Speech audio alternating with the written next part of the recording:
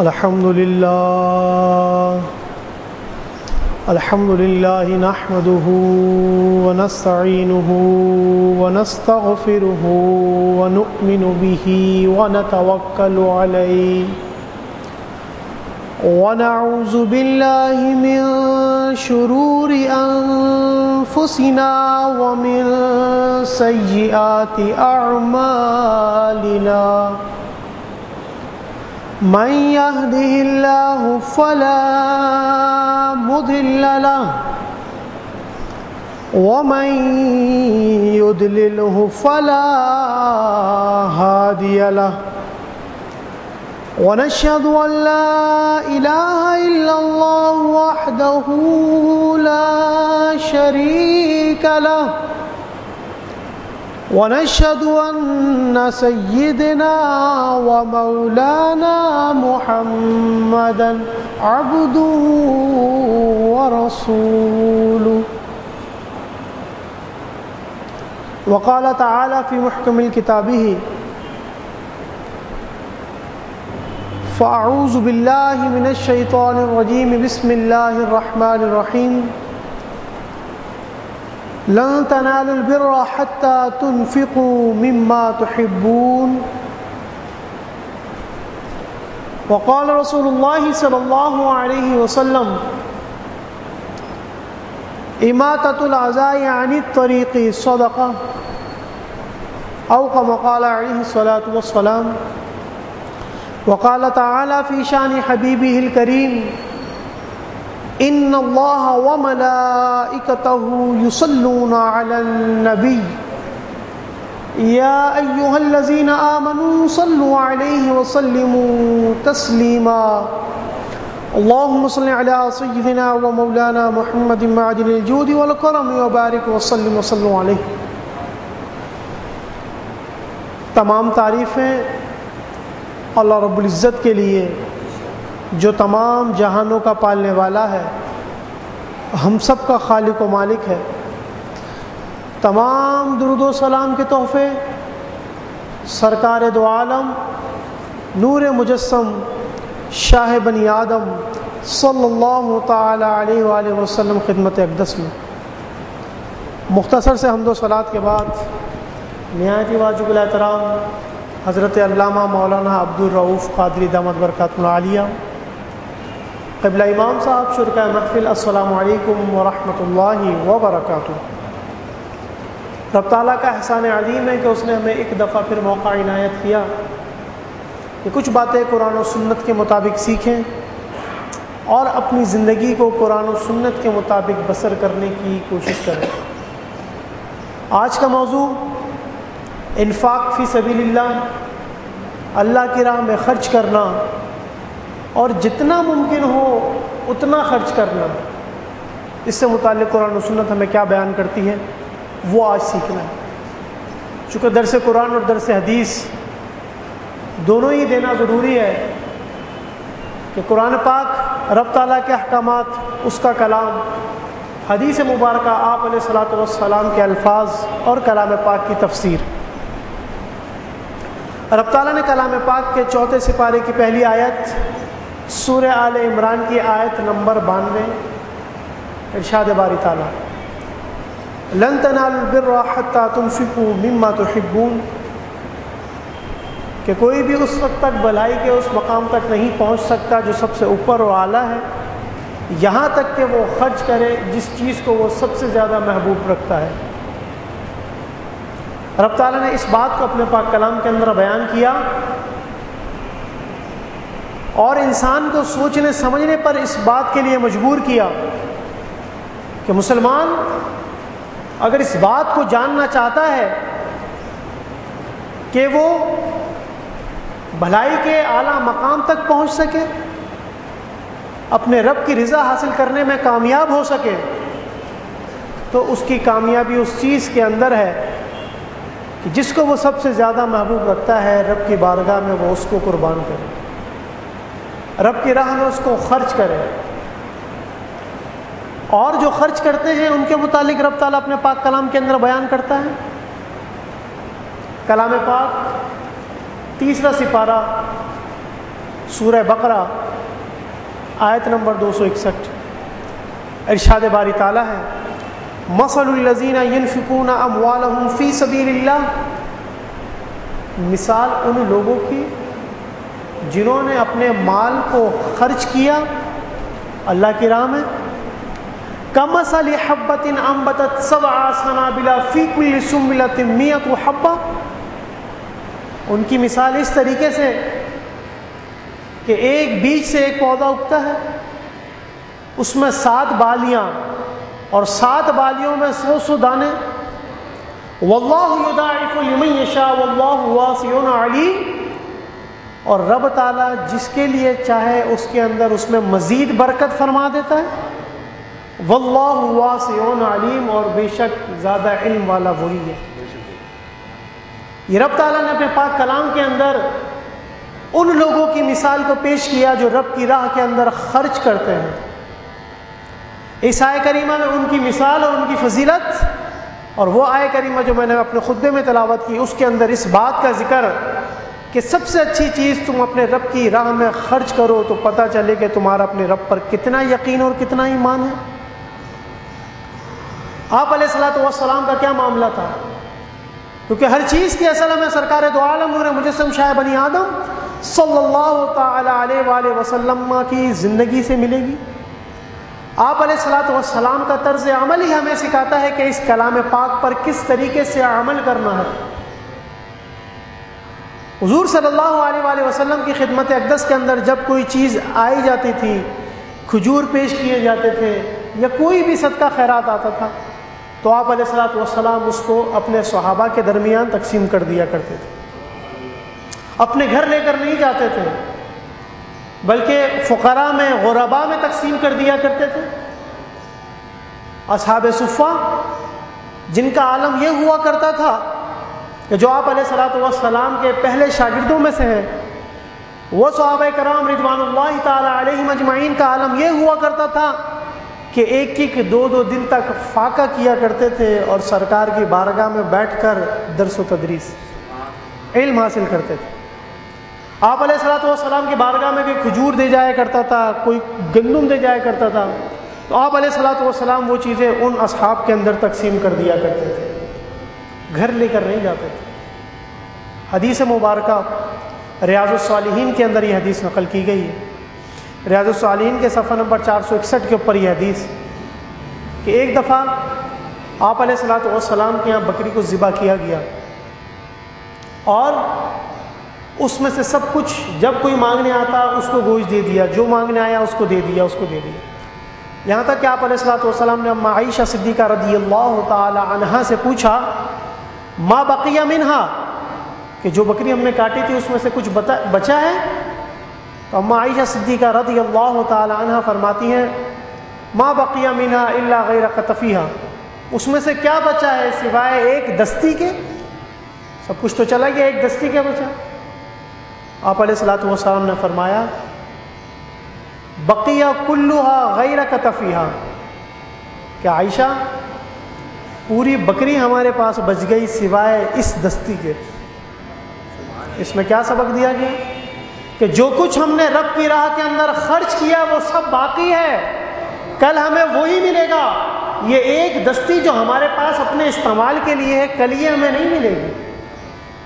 اس کے علاوہ جو کچھ ہم نے اپنے رب کی بارگاہ میں خرچ کیا، اس کی راہ میں خرچ کیا، اس کے بندوں کے درمیان تقسیم کیا، وہ سب کچھ ہم نے جمع کیا ہے، وہ خرچ نہیں کیا۔ یہ اسلام کی تعلیمات ہے، یہ آپ علیہ الصلوۃ والسلام کا طرز عمل اور یہ طریقہ، یہ سلیقہ انہوں نے سکھایا اپنی امت کو کہ جو کچھ تم اپنے رب کی راہ میں خرچ کر رہے ہو، تم یہ سمجھتے ہو کیا تمہارا وہ مال ضائع ہو رہا ہے؟ وہی تو تمہارے لیے بچ رہا ہے کہ کل بروز قیامت نیکیوں کی صورت میں وہ تمام مال تمہارے سامنے رکھ دیا جائے گا اور تم حیران و پریشان رب کی بارگاہ میں عرض کرو گے یا رب یہ کون سی نیکیاں ہیں جو ہم نے اپنی زندگی میں کبھی کی نہیں؟ اس وقت بتایا جائے گا کہ یہ وہ نیکیاں ہیں جو تم ہماری راہ میں خرچ کیا کرتے تھے، آج تمہارے لیے یہ جمع ہے اور یہی تمہارا وسیلہ بن گیا اس بات کا کہ تمہیں داخل جنت کیا جائے۔ لیکن آج کے دور کا مسلمان اس بات کو یہ سمجھتا ہے کہ اگر ہم 2 روپے رب کی بارگاہ میں خرچ کریں گے یہ اپنا مال و متاع رب کی بارگاہ میں خرچ کریں گے تو اس کا مطلب ہم ضائع کر رہے ہیں، ہمارے پاس نہیں بچ رہا، ہمارے پاس تنگی ہے. ایسا کچھ نہیں ہے. اور پھر یعقوب علیہ الصلوۃ والسلام کا طرز عمل تھا. چلتے ہیں صحابہ کرام رضوان اللہ تعالی علیہم اجمعین کی زندگیوں کی طرف کہ انہوں نے حضور صلی اللہ علیہ وآلہ وسلم سے کیا چیزیں سیکھی تھیں، کیا آداب سیکھے تھے خرچ کرنے سے متعلق. غزوہ تبوک کا واقعہ، آپ علیہ الصلوۃ والسلام نے تمام صحابہ کرام رضوان اللہ تعالی علیہم اجمعین سے بیان کیا کہ جس سے جو ممکن ہو سکے لے کر آ جائیں. مسلمان ایک بڑے غزوے کے لیے نکل رہے ہیں اور بہت تنگی ہے، شدت ہے اور طویل سفر ہے، جس سے جو بن پڑے لے کر آ جائے. ہر صحابی رسول رضی اللہ تعالیٰ عنہ نے اپنی شایان شان آپ علیہ الصلوۃ والسلام کے قدمین شریفین کے سامنے مال لا کر رکھ دیا. جس سے جو بن پڑا اس میں لا کر سرکار کی بارگاہ میں رکھ دیا. وقت آیا خلیفہ ثانی سیدنا عمر فاروق رضی اللہ تعالی عنہ کا، تو وہ اپنے تمام مال کا آدھا حصہ سرکار کے قدموں میں رکھ دیا. یہ میری طرف سے مسلمانوں کے لیے. سب کی نظر ایک مرد کلندر پر ٹکی ہوئی تھی، اور وہ کس کی ذات تھی؟ سیدنا ابو بکر صدیق رضی اللہ تعالی عنہ، خلیفہ بلا فصل، افضل البشر بعد الانبیاء والمرسلین، سیدنا ابو بکر صدیق رضی اللہ تعالی عنہ کی ذات اقدس. سب کی نگاہیں ان پہ جمی ہوئی تھی، بس ابو بکر آج کیا لے کر آتے ہیں. اور یہ ایمان، یہ ابو بکر صدیق رضی اللہ تعالی عنہ کا ایمان. وہ اپنے گھر کا تمام مال اٹھا کر سرکار کے قدموں میں رکھ دیتے. حضور صلی اللہ علیہ وآلہ وسلم نے پوچھا، ابو بکر تم گھر والوں کے لیے کیا چھوڑ کر آئے؟ سیدنا ابو بکر صدیق رضی اللہ تعالی عنہ نے فرمایا، سرکار کی بارگاہ کے اندر عرض کی، یا رسول اللہ صلی اللہ علیہ وسلم میرے لیے اللہ اور اس کا رسول کافی. کہ ابو بکر صدیق رضی اللہ تعالیٰ عنہ کا اتنا قابل یقین کہ حضور صلی اللہ علیہ وآلہ وسلم کی زبان اقدس سے الفاظ ترتیب پائے کہ جس کے پاس جو کچھ ہو سکے وہ لا کر رکھ دے تاکہ مسلمان اس جہاد کے لیے نکل سکے. ہر صحابی رسول رضی اللہ تعالیٰ عنہ نے اپنی شایان شان لا کر رکھا. یہاں پہ بعض لوگ ان الفاظ کا استعمال نہیں کرتے، بلکہ یہ کہہ دیتے ہیں کہ صرف ان دو کی شان بیان ہوئی. ہم یہ بیان کرتے ہیں کہ ہر صحابی رسول نے اپنی شان کے مطابق، اپنی بساط کے مطابق، اپنی طاقت کے مطابق آپ علیہ الصلوۃ والسلام کی بات پر لبیک کہا اور چیزوں کو لا کر سرکار کے قدموں کی زینت بنا دی. اور جب وقت حضرت ابو بکر صدیق رضی اللہ تعالیٰ عنہ کی آمد کا آیا تو آپ سب کچھ سمیٹ کر سرکار کے قدموں میں رکھ دیتے ہیں. اور آپ علیہ الصلوۃ والسلام نے پوچھا، ابو بکر تم اپنے لیے اور گھر والوں کے لیے کیا چھوڑ کر آئے؟ تو ابو بکر صدیق رضی اللہ تعالیٰ عنہ بیان کرتے ہیں، یا رسول اللہ صلی اللہ علیہ وسلم میرے لیے اللہ اور اس کا رسول کافی ہے. یہ ان کا ایمان کہ سرکار کی زبان سے الفاظ نکلے کہ لے کر آؤ، تو ابو بکر صدیق رضی اللہ تعالیٰ عنہ سب کچھ لے کر آ گئے. کوئی پوچھے ان سے کہ تم یہ سب کچھ کیوں لے کر آ گئے تو وہ ایمان بھرا جواب ضرور دیتے، کیا کہ یہ سب کچھ ملا ہی انہی کے صدقے ہیں ہمیں، اور ادھر ہی لٹانے کا ہمیں موقع مل گیا. اس سے بڑی سعادت مندی اور کیا ہوگی. تو یہ بات بیان کی کلام پاک کے اندر کہ ہمارے نیک بندے وہ ہیں کہ وہ اپنے مال میں سے خرچ کرتے ہیں.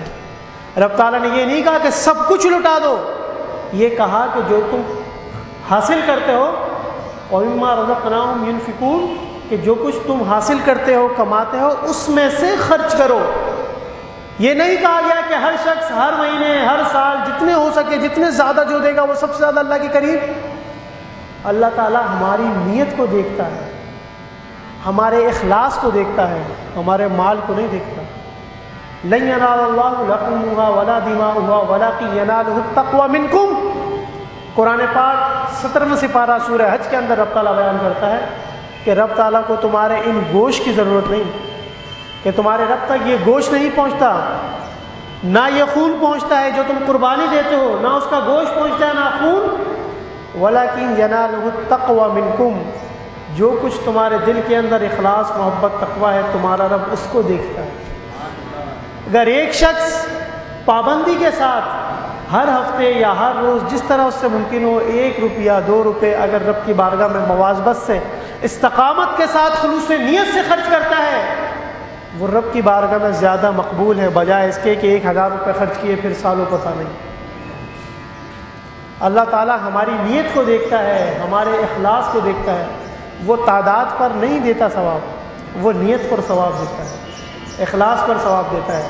آپ علیہ الصلوۃ والسلام نے اپنی ساری زندگی تمام مال و متاع رب کی راہ کے اندر خرچ کرتے گئے، اور یہی تعلیمات اپنی امت کو دی، اور ان کا ہمیں عملی تفسیر صحابہ کرام رضوان اللہ تعالی علیہم اجمعین کی سیرت طیبہ طاہرہ سے ملتا ہے کہ انہوں نے اپنی زندگی مال جمع نہیں کیا بلکہ رب کی راہ میں خرچ کرتے رہے، جس سے جتنا ہو سکا، جب ہو سکا، جیسے ہو سکا، رب کی راہ کے اندر خرچ کرتے رہے۔ آج ہماری باری ہے، آج اگر ہم رب کی راہ کے اندر خرچ کرنے والے بن جائیں، ہمارے مال کے اندر بھی برکت ہوگی، اہل و عیال میں بھی برکت ہوگی، رزق کے اندر بھی برکت ہوگی، روزی کے اندر بھی برکت ہوگی۔ ہم یہ سمجھتے ہیں کہ جو روپیہ ہم خرچ کر رہے ہیں وہ ہمارا کم ہو رہا ہے، وہ اصل میں کم نہیں ہو رہا بلکہ وہ جمع ہو رہا ہے، اور ہمیں اس کا اضافہ ملتا ہے کب؟ کل بروز قیامت نیکیوں کی صورت میں، اور اس دنیا کے اندر برکت کی صورت میں، اور رب تعالیٰ کی رحمت کی صورت میں۔ دیکھو جتنا خرچ کرتے ہیں کچھ نہیں بچتا، لیکن جو رب کی راہ میں خرچ کیا گیا وہ سب کچھ بچ گیا۔ وہی حدیث جو میں نے آپ کے سامنے بیان کی کہ آپ علیہ الصلوۃ والسلام نے فرمایا عائشہ صدیقہ رضی اللہ تعالیٰ عنہ سے کہ اے عائشہ، ہم نے سب کچھ بچا لیا سوائے ایک دستی کے، یہ ہمارے گھر میں رہ گئی ہمارے کھانے کے لیے، لیکن جو کچھ ہم نے رب کی بارگاہ میں دیا وہ سب کچھ بچا ہوا ہے۔ یہ سرکار کی تعلیمات اپنی امت کے لیے۔ تو بحیثیت مسلمان ہمیں کیا کرنا چاہیے؟ ہمیں بھی رب کی راہ کے اندر خرچ کرنا چاہیے۔ اس مال سے محبت اس لیے رکھنی چاہیے کہ یہ ہماری ضرورت کے لیے ہے، اور اس کو ضرورت کے وقت استعمال کرنا ہے۔ اس کی اتنی محبت نہ ہو کہ رب کی راہ میں خرچ کرنے کا موقع ہے اور ہم اپنے مال کو خرچ نہ کریں، بلکہ رب کی راہ میں خرچ کریں تاکہ ہمارے دل کے اندر اس مال کی محبت گھر نہ کر جائے۔ ہر وقت ہمارے دل کے اندر رب تعالیٰ کی محبت اور اس کے رسول صلی اللہ علیہ وآلہ وسلم کی محبت ہونی چاہیے۔ اور مسلمان کی زندگی یہی ہے کہ وہ اس دنیا میں آیا تو اس لیے کہ وہ اپنے رب کی عبادت کرے، رسول اللہ صلی اللہ علیہ وآلہ وسلم کی اطاعت کرے، ان کے بتائے ہوئے طریقے کے مطابق زندگی بسر کریں، صحابہ کرام رضوان اللہ تعالیٰ علیہم اجمعین کی زندگی کا مطالعہ کریں، ان کے مطابق زندگی بسر کریں، اہل بیت اطہار رضی اللہ تعالیٰ عنہم کی زندگی کا مطالعہ کریں، ان کے مطابق اپنی زندگی بسر کریں۔ اسی لیے اس قسم کی نیک محافل کا انعقاد کیا جاتا ہے کہ ہم یہاں پر جمع ہو کر کچھ قرآن و سنت کے مطابق سیکھ لیں اور قرآن و سنت کے مطابق اپنی زندگی کو بسر کرنے کی کوشش کریں۔ آخر میں وہی پیغام کہ ہم سب کو چاہیے کہ 5 وقتہ نماز با جماعت تکبیر اولیٰ کے ساتھ پہلی صف میں ادا کرنے کی کوشش کریں۔ نماز سب سے پہلی عبادت، مسلمان ہونے کے بعد سب سے پہلی عبادت نماز، اور کل بروز قیامت سب سے پہلا سوال نماز سے متعلق ہوگا کہ روز محشر کی گرمی جاں پگھلا رہی ہوگی اور سب سے پہلا سوال نماز سے متعلق ہوگا۔ ہم سب کو چاہیے کہ ہم نماز کی پابندی کریں اور روزانہ کچھ نہ کچھ حصہ کلام پاک کا ضرور تلاوت کریں کہ یہ رب تعالیٰ کے الفاظ ہیں، یا آپ علیہ الصلوۃ والسلام پر نازل کی کردہ وحی ہے، یہ وہ کتاب ہے جو رب تعالیٰ نے آپ علیہ الصلوۃ والسلام کے قلب انور پر نازل کی، اور یہ انسان کی ہدایت کے لیے بھیجی گئی ہے یہ کتاب۔ تو ہم سب کو چاہیے کہ روزانہ کلام پاک کا کچھ نہ کچھ حصہ تلاوت کریں، اس کو سمجھنے کی کوشش کریں، علماء کرام کی بارگاہ کے اندر حاضر ہوں اور ان سے پوچھیں کہ اس کے مطابق زندگی کیسے بسر کی جائے گی۔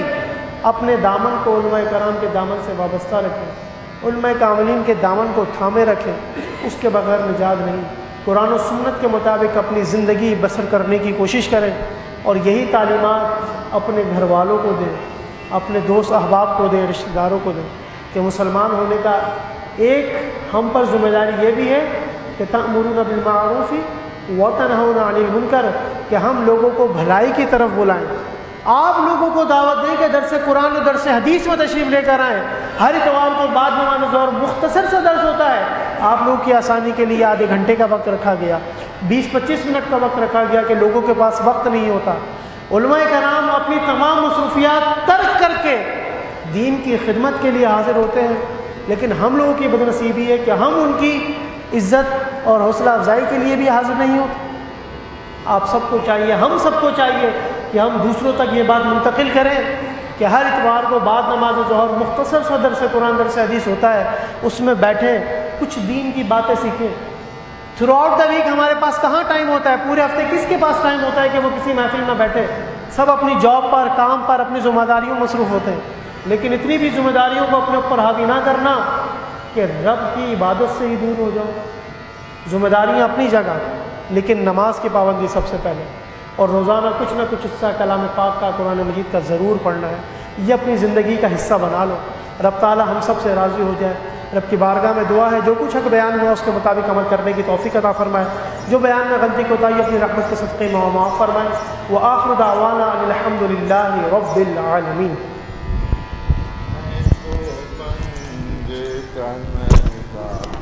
خدا